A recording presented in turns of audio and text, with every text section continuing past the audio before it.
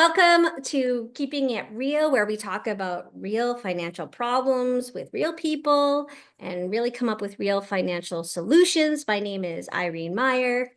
And I'm Philip Villanova. Hello, everyone. So, we were just talking about how, in many ways, we live our lives in different ways, the way we live our life as it shows on social media, like Facebook. And you said something very interesting, Phil, as we were talking before we started the podcast, where, talking to people about how's your day, the very normal question, how's your day, and how we're just so,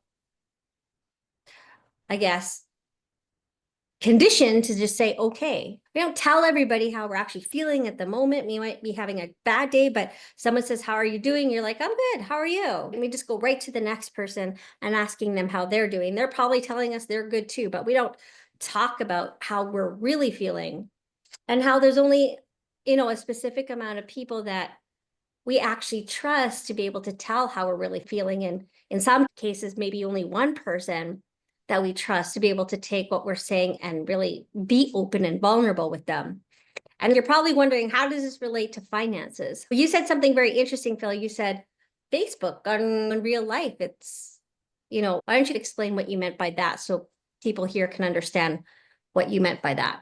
When I was referencing that, I said the response you give, the face value response, is just Yeah. it's like Facebook. It's what you want people to see as opposed to what's really happening. Most people are posting when they post things on Facebook, it's all glee, it's all happy, it's all I'm doing great, or I've got all these wonderful things in there behind closed doors. That might not be the case. So you personify an image in social media, and then when someone hits you with the hey, how are you doing, you give them that same image response. Oh, I'm doing great, everything's great, I'm really Right. happy. Yeah. Behind closed doors, you might have a ton of concerns financially or whatnot. There may be so many things behind closed doors that are going on that you need help with, right? But you're not asking for that help. You're not giving them any kind of idea that you might need help. People tend to consume things that maybe others might approve of or what they think others might approve of, but then get themselves into a really big financial problem trying to keep up with what's socially acceptable, especially in their circles. People buying things to look a certain way, to exude a certain lifestyle. Again, for what reason? To give others the perception that they're good.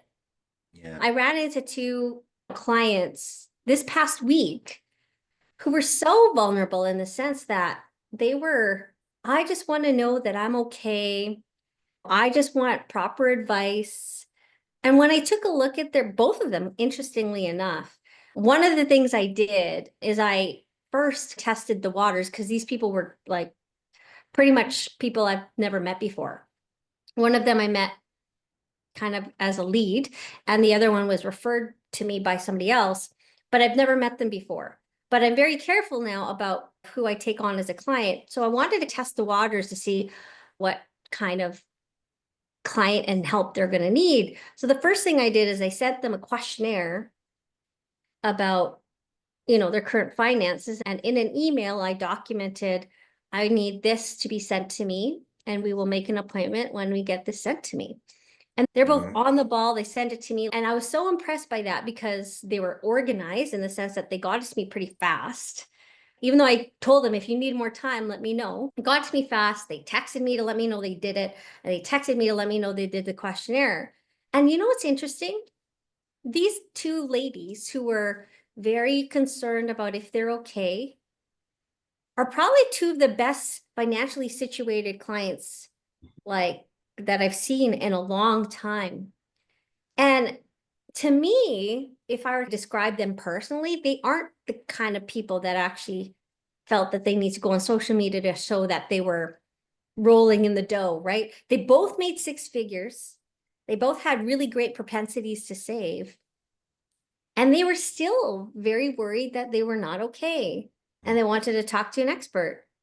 And then I have another set of clients where this is why I told myself I wouldn't find clients like this, where I know that it's my mission to help 10,000 families out of debt. And that's still a mission of mine. But I have another set of clients who really do not have the discipline to save, who just want me to come up with an answer. And when things go wrong, it is my fault. And really, they could be making six figures and not have a clue in the world that they're not okay. And they're the ones that are driving the big trucks and the nice cars and have the big house and going on vacations. And I know by looking at their finances that they are not in a good position to build wealth. Again, another example of people who want to show that they're doing well may actually not be doing well at all. These people are maybe very aware of it and maybe not aware of it.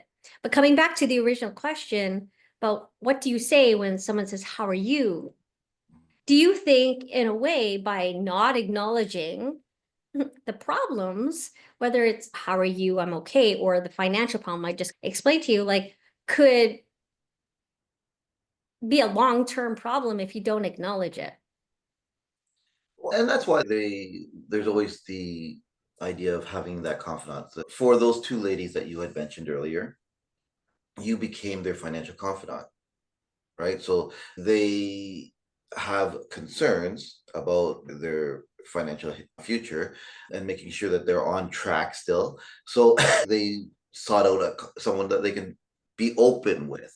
But they're not gonna be that way with just any Joe Blow or anybody that walks across their path on any given day. They've selected you. So that's the same in anything. Like that's the whole idea. That's why people want a partner, is because they want to go through their day of putting on that face, that mask, but then coming home and being able to take it off. Ah, I can be me, I can be real, I can relax, I can let all that stress of being that other person go, right? And just be myself and breathe, right? yeah. And that's why the people who don't have someone special or someone that like that in their lives, there's always that you gotta be in love with yourself, you gotta fall in love with yourself, that whole idea. But I said this to somebody a long time ago. When you're the purest form of any human being is a child, a baby, a newborn. Nothing, no manipulation there. There's no nothing, there's no corruption at all. It's the purest form. That child, Mhm. that newborn baby cannot continue to live by itself. No, it needs somebody, right? It needs Mhm. somebody there to nurture it, to care for it, to love it, all of these things, right? Yeah. Humans need somebody to nurture them, to care for them, to love them, all of these things, right?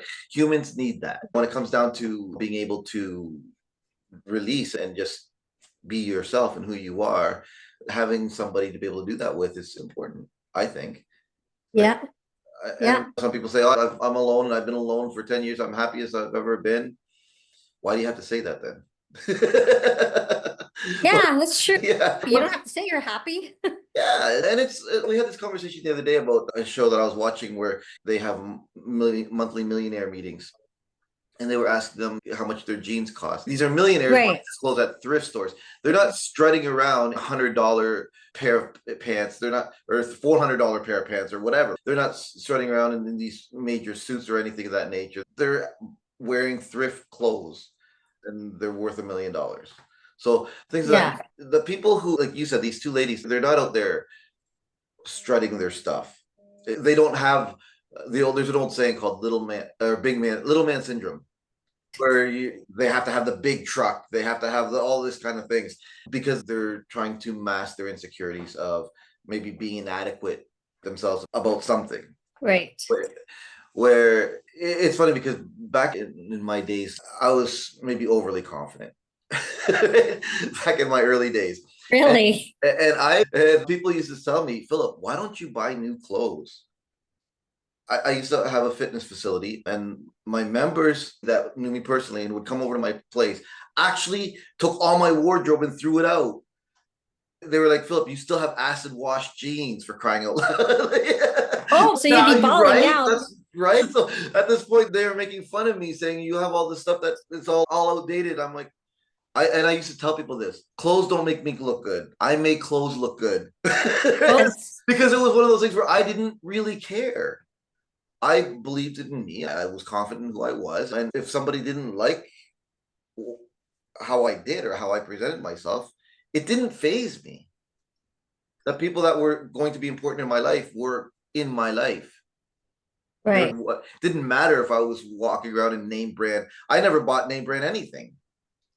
Yeah, Yeah. and I guess that's these two ladies, and again, compared to, we see that all the time in this industry. The ones that don't have anything, or the ones that are seriously struggling, they never get back to us. They don't get the information, if ever.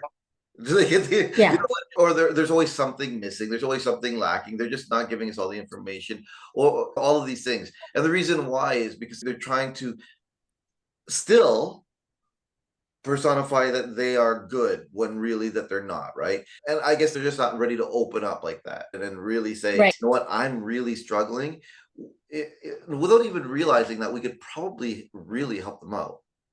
Yeah. And Yeah. it's just one of those things. Or they just say, yeah, I want to have a meeting with you.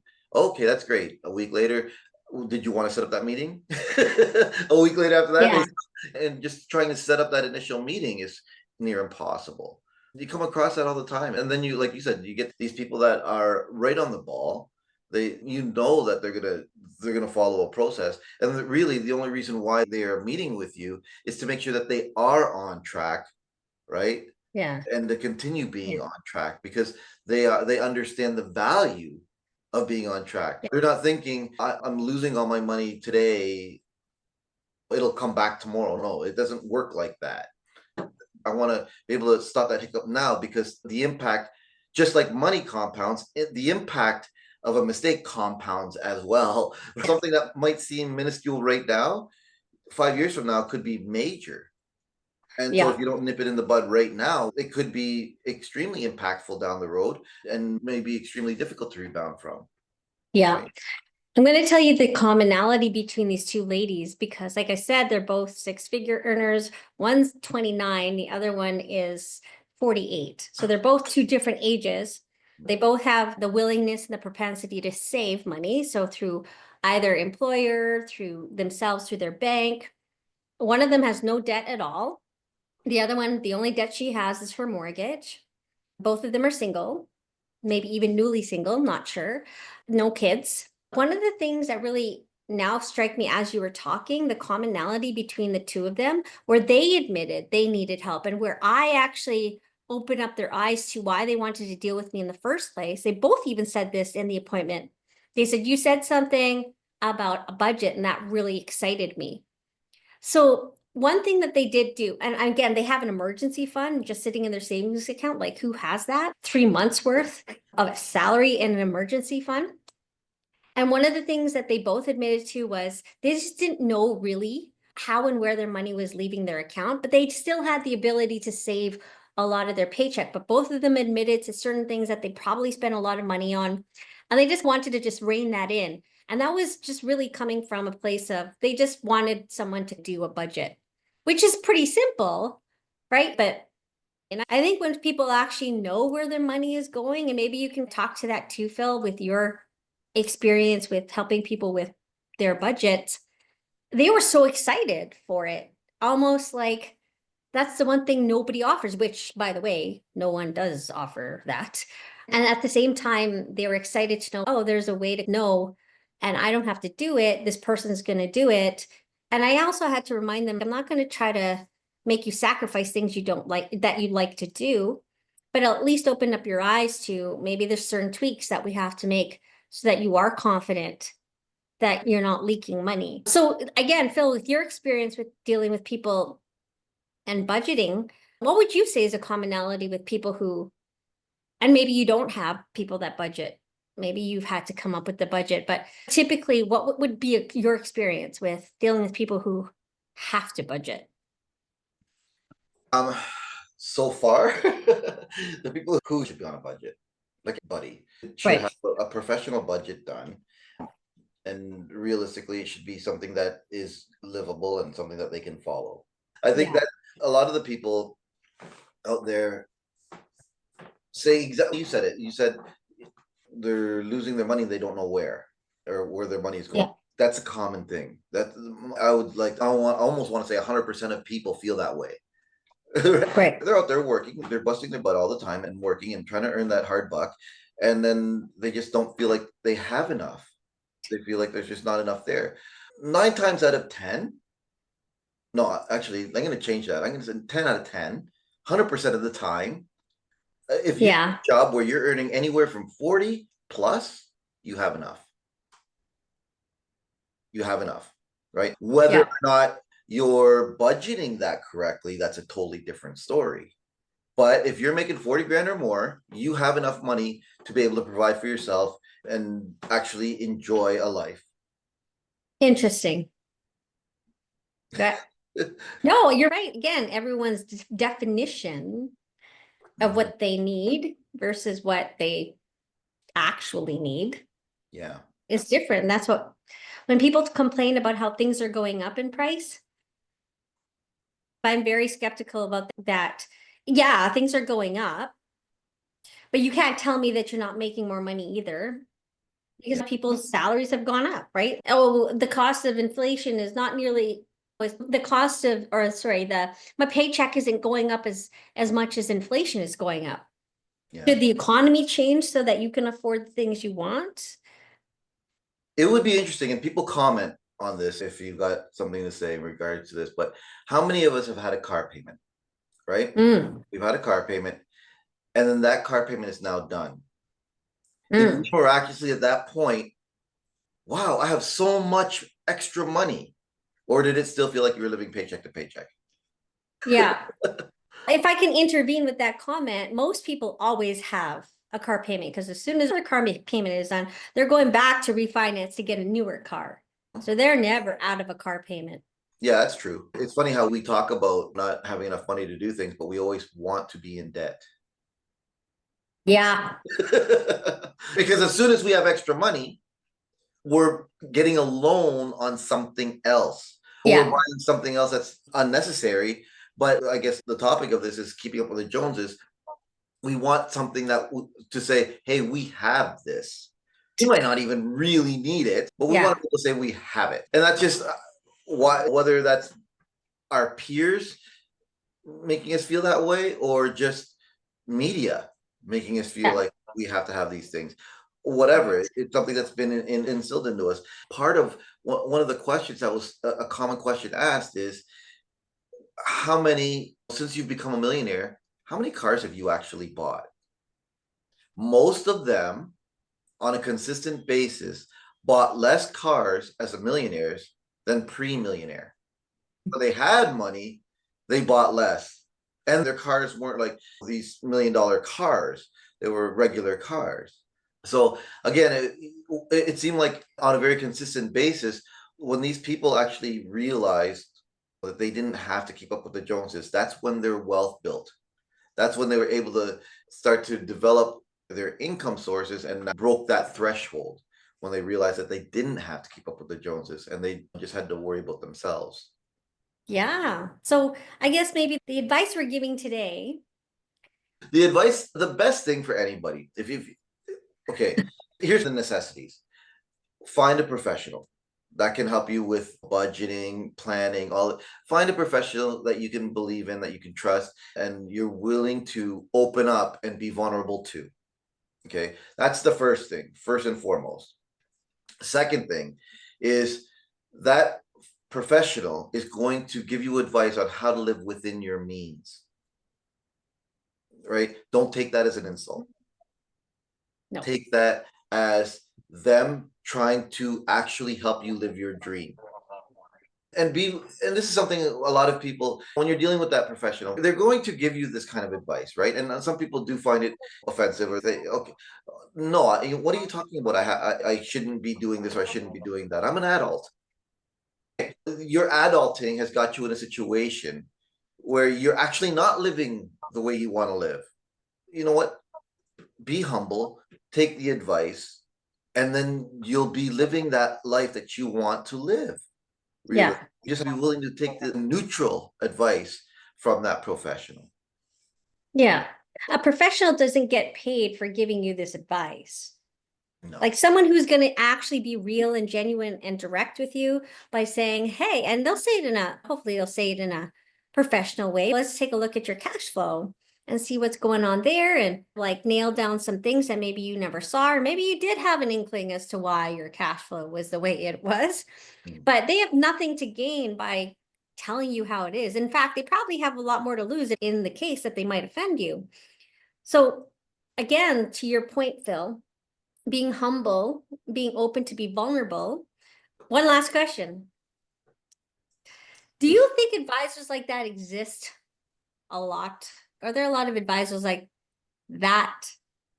And how can you tell what advisors like upon the first meeting? It's hard because a lot of them have their pitches. So how do you tell? If you, from my experience of advisors out there, before I even got into this field, when I did speak to advisors, I came across a few that I brought other people to who were not financially sound. They were going to be a work in progress, right? The advice was come back and see me in 6 months, come back and see me in a year. They didn't actually give them any direction as to, okay, what do I have to do in that 6 months, or what do I have to do in that year, or anything of that nature. Why would you come back in 6 months to that person? Yeah. Oh, because they're not offering you somebody who's willing to ask you questions, and possibly hard questions. Yes. That's the kind of person you want to listen to. The guy or girl, the advisor that is not scared to ask you the hard questions is someone Yeah. you need to talk to. Yeah. And if they're talking less and they're asking you questions, I think that's a really good indicator. It's a really good indicator that they're in it for you. Yeah. You have to be doing most of the talking in that first maybe conversation to know that this person actually is listening to me, because they're asking more of the questions to you. So that means they're trying to actually get to know you and your personal circumstance versus already having an idea as what they're going to do with you and then telling you what they're going to do. So I think that's another clear indicator that you might be with the right person, Yeah. right advisor. Yeah. Advisors aren't there to sell you anything. They're not there to sell you anything. If you feel like you're being sold something, then they're not Yes. advising you. And No. advisors, yes, they will put things in place for you. They'll give you protections. They will do all of this, right? But it's not to sell Yes. you anything. It's part of Yeah. a plan. It is part Yes. of a game plan, right? Yes. So that's the thing. If they're there just pitching you a selling point, okay, how much insurance do you want? Or like, how much do you want to put into an investment portfolio? Those kind of things. And that's their primary, is just to get something going. There's no structure there. It's like, it's the same idea as when you were saying they had a savings account sitting in their bank. Okay. Yeah. You could throw money anywhere and it'll grow. It may not be growing the way it should be growing, or it may not be growing. It could be depreciating in respect to other factors of real life. But in the reality, when you calculate inflation and everything, I'm losing money. It's, you said this though, you said this earlier, like our pay, an average salary has gone up and all this has gone up. So has inflation. Now, what has gone up more, the inflation or wage raises? What's gone up more? Because if inflation has gone up more than wage raises, then you're still losing money technically. So Yeah. there's so many factors there. Is okay, we can all make our money grow, but are we making it grow properly? And is it in the right place for what you're trying to achieve? So yeah, again, when it comes to an advisor, don't, again, the one that's what you said is willing to listen to you, ask the questions, and actually listen to your answer and not over talk your answer. Actually want to know about you and about what it is that you're trying to achieve. These are the people who are going to understand where you're coming from, what you're trying to do, and try and put pieces of your puzzle together. And that's all they're doing. Yeah. If you take them on as an advisor, their income will happen. They're going to make their money, right? Because all of us have to have an income. Nobody's working for free, right? No. But at the same time, the idea behind a good financial advisor is that you are developing your net worth. And if their plan is not developing your net worth, then why are they there for you? The whole idea is to develop your net worth. Right.